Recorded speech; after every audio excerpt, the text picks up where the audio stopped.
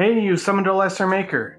Today we're going to take these Ork Boyz and make them into a Mordheim Warband. I've actually never touched an Ork model before, so this should be pretty interesting. We're going to do some conversions, obviously, because we got to sprinkle a little Warhammer Old world onto there. And then I'm not a huge fan of the baseball stances, so we're going to switch that up too.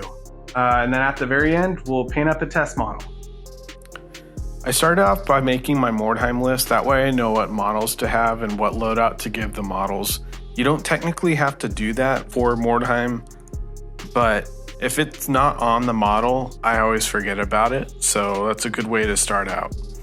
Speaking of starting out, if you're new to converting and kit bashing, basically the rule of thumb is it's getting rid of details that you don't like and adding details that you do. I got rid of some of the 40k symbols and like bolts, and I'm adding some Cities of Sigmar bits to these guys. I have this antler headpiece I'm plastic gluing to the helmet, and so I clamped it together in the poster tack while it's drying. I have this Stormcast Eternal. I'm going to take the waist to below the knee to solve the torquing butt issue that orcs have. To fit the torso to the legs, I'm going to have to do some modifications. I'm going to start with the torso. There's a ball joint there. I'm going to trim that flat. And then I'm going to compare, making sure that everything lines up good. And I decided that I'm going to get my Dremel out and drill out from the Stormcast. Because these are push fit models, it's a little harder to get a knife through that because it's kind of inconsistent thicknesses. I recommend using super glue gel when gluing 3D printed bits to plastic. 3D resin tends to shatter rather than cut. Super glue gel really fills in the voids and you don't have to worry about accuracy as far as cutting the resin. We're going to change a metal looking shoulder pad into a wooden shoulder pad. Bring the bit and drag it back and forth across the surface. After everything is fuzzy, you just go in with some plastic glue and it all just kind of melts away, leaving a nice wood grain texture. I do this all over these models. Whenever something is metal and I don't want it to be metal, like some of the guns, I trim the tops off and then I just do this wood grain texture on top of it and they look like crossbows. It's really fantastic. I'm going to start kit bashing the next guy. We're starting out with the torso. These guys won't get painted in this video. I do plan on live streaming this weekend, so if you're interested in seeing that, subscribe. We're going to follow the same steps. This time I'm going to be cannibalizing a Cruel Boys kit. And we're going to be dremeling out the middle and then just comparing that I glue on the boots to the legs. For this guy's helmet, I put a bucket on his head and trimmed out a spot for the face. And then here I'm applying that wood grain texture to the bottom half of a pistol. If you're looking for a cheap way of expanding your bits box, I recommend a website called Sprue Dude. He sells kits by the sprue. You can get and mix and match a bunch of different kits in one order, and it's so much cheaper and it adds variety.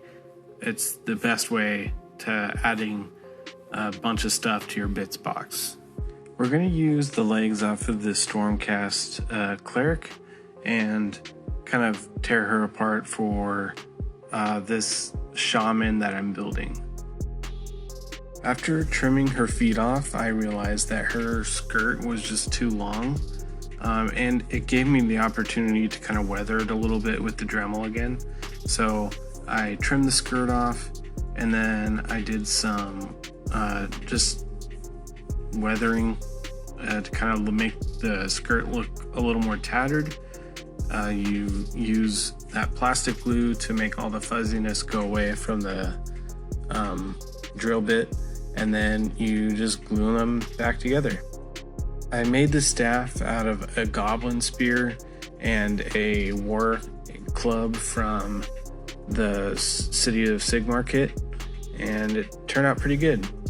I wanted to show you this base because I thought it was a lot of fun. This is a goblin with his front half chopped off, and it's going to be a pedestal for this orc. This is my orc boss from my Mordheim warband. This is my biggin, I got one of those guys, and then I got 2 Ork Boyz. This one and this one. I think they look pretty cool. This is my shaman. This is my squigs. These guys look pretty awesome. I typically head swap my squigs with a 3D sculpt of a frog that I did. These are my goblins. I ended up doing a ogre. I primed them all with a undercoat of purple, and then a mid coat of teal, and then a zenithal of white. The white kind of speckled, and that was kind of unfortunate, but I think it kind of masked. It did not end up affecting the paint job at all. I'm painting most of the armor to kind of act as like leather, hardened leather. And then I'm going to be trying my first ever attempt of non-metallic metal. And that was really interesting. For some reason, it just kind of clicked this time. That was pretty surprising.